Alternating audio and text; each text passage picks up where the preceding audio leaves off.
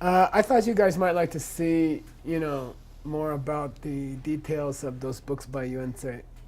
Okay, it's called. So each book contains 3 parts. These are the volumes that are Yuan-Tse's commentary. Okay, Yuan-Tse. And they're from a commentary by the Buddha called What I Really Meant, which I think that's a cool name of a book. And then, so first you get Yuan-Tse, then you get the same sutra, which was taught in Sanskrit and is now available only in Chinese and Tibetan. And the third part is Jetsun Kapa's Essence of Eloquence, which is kind of a nice thing to throw in with Yuan-Tse, because he goes deeper on the emptiness part. So you get sort of a complete picture. You get the original sutra, you get Yuan-Tse's commentary, and you get Jetsun Kapa's deeper notes. It's like footnotes, So it'll be 8 volumes with about 2,000 pages total in English. That's just his 6th chapter. I think I calculated the whole Yuan-Tse would take 50 years if we tried to do it. So we'll finish all the original sutra, which will be about 600 pages, along with Master Yuan-Tse's commentary, which will be about 700 pages, and all of Tsongkhapa, which will be about 600 pages. We could finish. I just said many years because I didn't want to depress the sponsor. But it would take about 5,000 pages of translation. It would take 2.5 times more.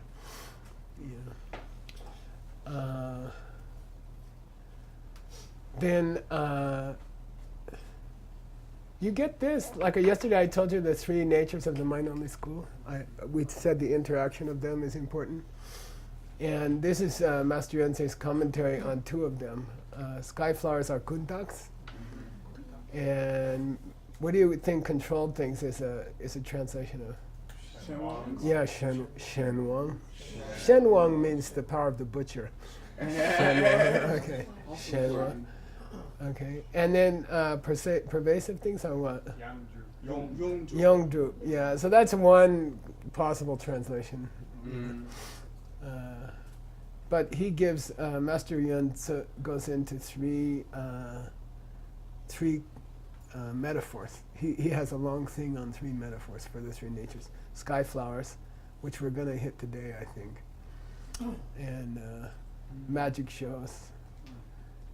I guess it's because you control it. And then emptiness is like writing on the sky. Okay. So you can see it's older than a Jetsun Kapa presentation, and it's a little, it's open to misinterpretation. You could see how 500 years later you might get sort of a nihilist religion coming out of that. Then I split up all the questions of the bodhisattvas. There are how many questions in the sutra? 10? Yeah, so the first one is by somebody named Gambhirartha Sandhya Mochana. Is that chapter 6? Or? No, I think it's the first one. Oh, I see. So there'll be parts of the sutra that don't have corresponding commentary because we don't have time to translate 5,000 pages. But at least you'll get the question. The questions are pretty understandable. The sutra's not that difficult. What did you mean when you said nothing was different from each other? Okay, or all things are the same. And then we're gonna take out the part of Jetsun Kapa's commentary that explains the 3 natures, the mind-only school. So it was fun to. It was like a puzzle to take 3 parts for each volume. How to get parts that tied together. Okay. Then I don't know. Some of you know Maitreya's flowchart for suffering. 6? Is it 6? Yeah, Maitreya 6. The 5th one being a result. But Master Yuan-Tse has a very similar one, and it's from the sutra. And I think it's called the mechanism of pain. How does trouble start? It's very similar to the wheel of life, but It's a famous presentation by Maitreya. And then this sutra, what I really meant, has a similar flow chart. Do you know which book of Maitreya the six come from? It's a commentary to the book of Maitreya. I don't remember. It's an But I can look it up for you. I can look it up for you. ACR 5? It was in a yig chart, and then I went and found it. Okay, this is the Dhammodgata, is the, he says, what is the ultimate nature of things? Oh, I put 2 questions in this one because they were short. And I had to get 10 guys into 8 volumes. So the first question is, what is the ultimate nature of things? The second one is, the ultimate is subtle, deep, and difficult to produce. How can things be neither one nor separate? And we're going to get that towards the end of the week in the class downstairs, the 5 reasons for emptiness. Chitudels, yeah. That's the first one, actually. And then we're going to get beyond is or isn't, which we kind of had yesterday. And we're going to talk about the extremes of overrating and underrating. Okay. What are they in Tibetan? Kuen and Do. Trondo Chondo. and Korndep. Okay, Trondo. Saying things are there when they're not, and saying things that are there aren't there. Okay. That's not a bad translation, actually. Because there's no English, really. Make a mountain out of a molehill, something like that. Okay. Book 3, all paths are one. Say it in Tibetan. I know it was 2 days ago. No. It's got allusion or consonants. Tempa. It's got 3 tas in a row. Yeah, it's like Ta, second column. Tata Tempa. Tatu. Tatu tekpachi. Tata Tekpachi. Tatu tekpachi. Tatu means in the end. Tekpa means yana. Chik means everything's one track. Okay, Tatu tekpachi. Tas aren't that common in Tibetan. There's a low frequency of tas. Oh, really? Yeah. So to have 3 of them in a row is, who cares? All right. All paths are one. In the end, all 3 tracks have to see emptiness. Master Yuan said. Then this is Subhuti. He discusses what they are made of. I have no idea what I remember when that one. Oh, living beings. Are the number of living beings in the universe infinite? There's a discussion about that. And this is the only question of the 10 which is asked to the student by Lord Buddha and not to Lord Buddha. So Subhuti, it supports the idea that Subhuti was Manjushri.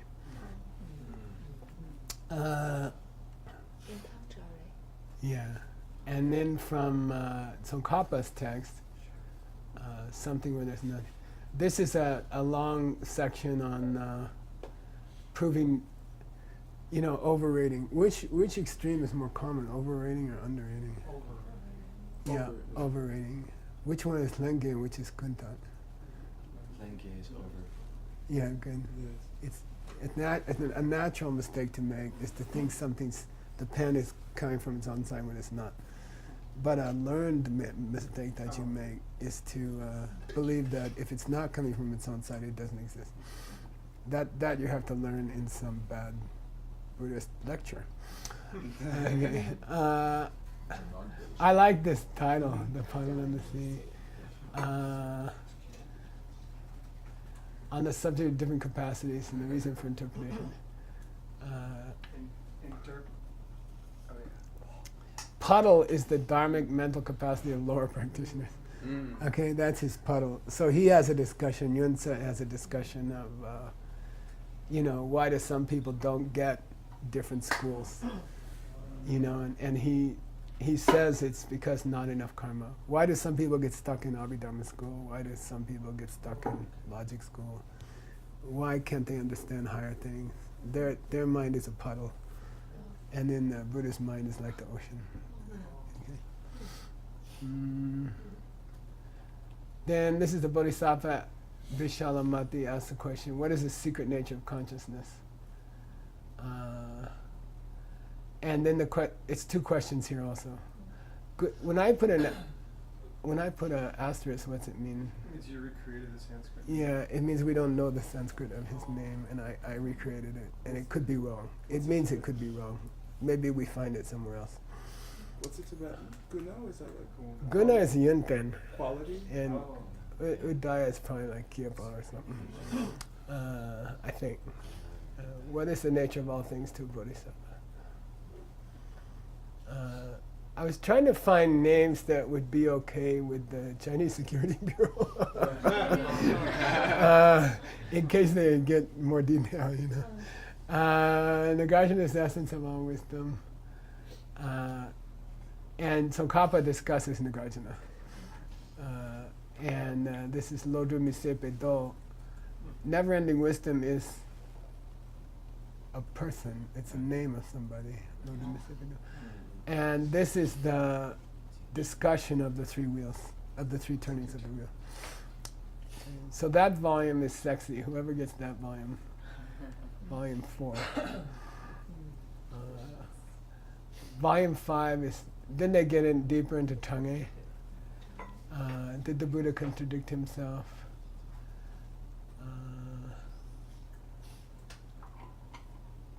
The downward cycle people who don't have the karma to understand the art of interpretation are terrified by. When you say nothing starts, nothing stops, those people get scared. We're going to have it today, I think, in someone's text. Your text, I think. Tomorrow. No, you're doing it tomorrow. I'm staying home tomorrow. Aren't we staying home tomorrow? We are. Tomorrow. Yeah, don't scare me. I'm getting scared by you too. And say those who talk about it. Then this is Yuan Tse discusses the reaction of the world to people who talk about emptiness, and you know, somebody like Nagarjuna. So the world sees them as threatening, and says they're bad people, you know. And there's some kind of reaction people have to, if something's really different. It doesn't matter racially, culturally, religiously. People react. People can get mean, you know. So anyway, demons. This is the famous one. This is the 6th chapter, Paramartha Samudgata. What is his name anyway? When did Lord Buddha say what he meant and why not? And when did he not mean what he said and why? Why did he say things he didn't mean? Then we're gonna study the lower middle way school, which is a very interesting section from Tsongkhapa's text. It's a great presentation of the lower middle way, very, very definitive. I taught it in India for a couple weeks, and I worked really hard on it, and I got it. I really got it, and so it's a, you know, when we get there, it'll be fun. Did you teach it out of this text? Or? Yeah, from this text. Yeah. There are recordings. Oh, really? Yeah, I did a good job, if I do say so. I mean, it was tough, and I cracked it. Nice. I was pissed off, so I did a good job. Using contemplation to understand how the real world really works. My teacher was discouraged from teaching it to us, so I cracked it and taught it. Using contemplation to understand how the world really works. I like this. Yuan Tse says, butter makes everything tasty. Yeah, he says two different things. He says butter makes everything tasty, and then he says ginger makes everything tasty. So I think the ginger's for his Chinese audience, and the butter's for his Indian audience. Yeah, or his Tibetan audience. But he uses both. And what he means is your literal teachings on true emptiness make the first and third turnings of the wheel delicious. The second turning of the wheel makes the first and third turnings of the wheel delicious. And I guess the third wheel is pretty delicious in itself. Okay, because that's you know, that's a mind-only person saying that the third turning makes the first and second delicious also. Right. So he kind of fudges between them. He's a little mind-only, yeah. Then Maitreya comes and asks the question in the sutra. What is shamatha and what is vipassana? So that's a sexy, that's going to be hot when we get there. You know, I'm thinking to teach this in Shenzhen maybe. I don't know if I can get away with it. Essence of eloquence, empty people. Then so Karpa covers the two middle way schools by explaining how they interpret Nagarjuna. You see what I mean? Like, how does the lower middle way school explain Nagarjuna? How does the higher middle way school explain Nagarjuna? And that's how he explains the two schools. Okay. This is really something I learned in Russian class, how to make things sound non-religious. In university, we had this same thing where we had to make everything non-religious. In those days, for the Soviet government, you know, we got good at it. We learned how Russians do it when we studied Russian, because in those days you couldn't talk about a lot of things in Russian. So it's the three turnings of the wheel.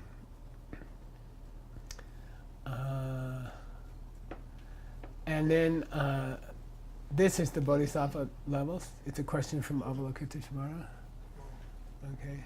And what is the 11th level of a Buddha? So that's in the sutra. The sutra's not that difficult. You guys can read it. And then even reasons are empty. This is the point of difference between the two middle way schools, really. Is does a reason have a self-existing power, or is the power of a reason coming from me, like a pen? Is a reason like a pen? And the higher school says yes. So it's really when you make a sarcastic statement, you know, all liquids are orange juice. Oh, I guess this is orange juice, right? So the lower middle way school believes that statement has a power of its own, like the pen coming from its own side. And so they are called prasangika, which means sarcastic, svatantrika, independent, meaning independent means the reason has an independent power, and it doesn't depend on the listener. And then the prasangika believe, no, it doesn't have an independent power. Okay. So even reasons are empty. And there's a very famous, oops, I made a boo-boo here. There's a famous discussion of 8 differences between the prasangika and between the two middle way schools. Very, very famous. So maybe we can do that. You know, we can cover that. It's difficult and it's famous. Okay. Hidden Workings of the World. Here's the last book. Then he talks about how the sutra is going to change the world. Master Yun talks about how that sutra is going to change the world. And he calls it taking dust out of people's eyes. Yeah. He says in time, the dust will be taken out of the eyes of the world, and they will understand that things are coming from them. You know, he predicts that. It's a beautiful last part of his 6th chapter. Then there's a question by the Bodhisattva Manjushri. What is the Dharmakaya? Okay. What's the nature of the Dharmakaya? That's the last question in the sutra. Okay. Reality. Sorry. I call reality by Dharmakaya. So the same. Yeah, because that Dharma means things before you divide it into people and things, right? And do we do that one next? Well, you're gonna finish before almost anybody, so you know. Yes, you guys have to think about your next project except Seiji and Stanley and Adam. They're stuck for their whole life on the same book. No, his is going to get more sexy. They start out with the elementary topics, and by the end it's super sexy. Yeah. Stanley's text just stays the same the whole 6 years. Okay. Prasangika does not contradict sutra, and some proofs for emptiness. Okay? How emptiness fits the world. So I don't know, those 8 books are going to be really amazing to do, I think. Oh, the titles. Yeah, the titles are, yeah. I thought, I spent a lot of time, this is part of the contract, and I was trying to get you guys a nice salary, so I'm still working on it. It's not dead, it's just, Comatose. It's in cryostasis. Yeah. no, not even that. It's just we're waiting for things to calm down a little bit. Okay. But it's an amazing project. It's an amazing project. It'll be really, really, I mean, to me, this is what I want to do. This is what I want to do with my life. Orit's always saying, you get to do what you want today, Geshe-la. You know, you get to translate. You don't have to give a DCI talk. I'm like, okay. So, I mean, I like DCI, but this is really fun. This is amazing. Those 8 books will be amazing. They'll be like world-changing, I think. They look great. You know, yeah. So anyway, and what it does, it unifies Tibetan and Chinese people, Han people and Tibetan people. It could be a way to bring them closer and kind of bring them more unified, you know. Actually, I checked online. They also said Yuanzi started the Mayoni school Really? for Japan and Korea. Wow, in Japan too. Yeah. I think it could, I don't know how to talk about it with the government, but I think in the long run, in 10, 20 years, it could bring Han people closer to Tibetan people because they share this. These 8 books are going to be a marriage between Tsongkhapa and Yuanzi. And Tsongkhapa really respected Yuanzi. He quoted him a lot already. And so there's a place there where there can be a lot of harmony, you know. So I think it's exciting.